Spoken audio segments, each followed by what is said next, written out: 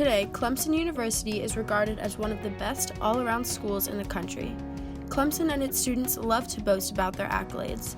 As students, faculty, and parents walk around the campus, they constantly see banners saying that Clemson is ranked number 7 in the country for happiest students and ranked number 2 for best career services. People are also repeatedly reminded about the athletic success of the university due to the excessive amount of attire and banners displaying our national championships. But there's one piece of history everybody forgets about.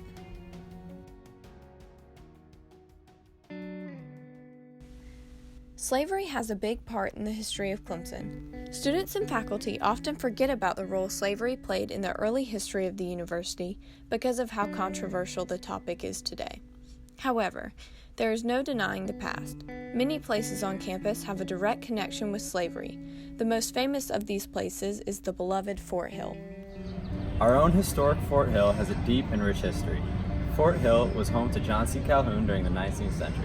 John C. Calhoun lived at Fort Hill for most of his life and used the home for his plantation. As many of you know, John C. Calhoun publicly defended slavery for his entire life. Even when the United States was moving towards abolition, Calhoun publicly defended the slave plantation system against a growing anti-slavery stance in the free states. Calhoun believed that the benefits of slavery outweighed the drawbacks. Calhoun even publicly stated that slavery was a positive good. Eventually, when Calhoun died in 1850, he left his Fort Hill plantation and all of his slaves to his son-in-law and our founder, Thomas G. Clemson. So every time you walk by Fort Hill Landmark, take a second and read the signs. Learn more about the unique heritage of our campus.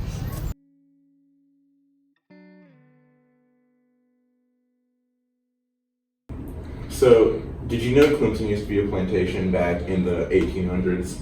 I didn't know before and while I was applying to Clemson, but I learned about it when I came to Clemson and I actually started taking classes.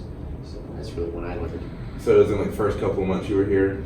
I learned about it, in the first couple of months through my English class. We did a project on it. So, did you know Clemson used to be a plantation that housed slaves? Yes. So, how long did it take you to figure that out, or did you know before you applied here? I knew it when I was blind. So, knowing what you know about the history of how it used to be a plantation that had slaves on it, do you think Clemson should make it a priority to make a mandatory class for students here to take and learn about the history of their university? I don't think that it should be mandatory because, and I took a trip to Germany, and obviously, they're very aware that the Holocaust happened and that it was, part of Germany's history, but they don't really advertise it. I don't think they force their students to learn about it in classes, to a great extent, because they're trying to move on and they're trying to kind of get over that bad time in history because, obviously it was very bad.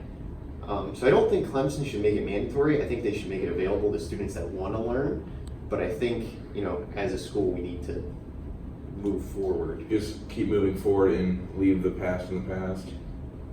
In a sense, the past is important, and obviously we need to be aware that happened, but I don't think it should be forced on our students. I think we should kind of gravitate away from it. So, since you know that, do you think the university should make it a priority to educate the students about the history that's happened on these grounds, or do you think it should be up to the students?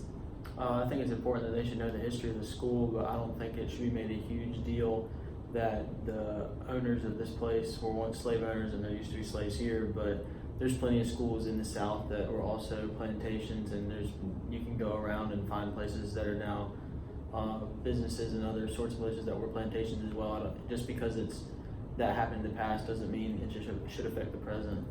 So just respect the past, but get ready for the future, pretty much? Yeah. It is important not to ignore the past, but as a student body, we should strive to move towards a better future, away from the negativity and towards understanding. We as a student body and the community of Clemson need to do a better job of educating ourselves on the hidden history of the place we call home. Through educating ourselves and others, we can strive towards unity on the subject and a deeper understanding of Clemson's past. The past is dark, but our future is bright. As we continue to move on, we must take with us the lessons we have learned to transform our community to a place of acceptance and truly become one whole Clemson family.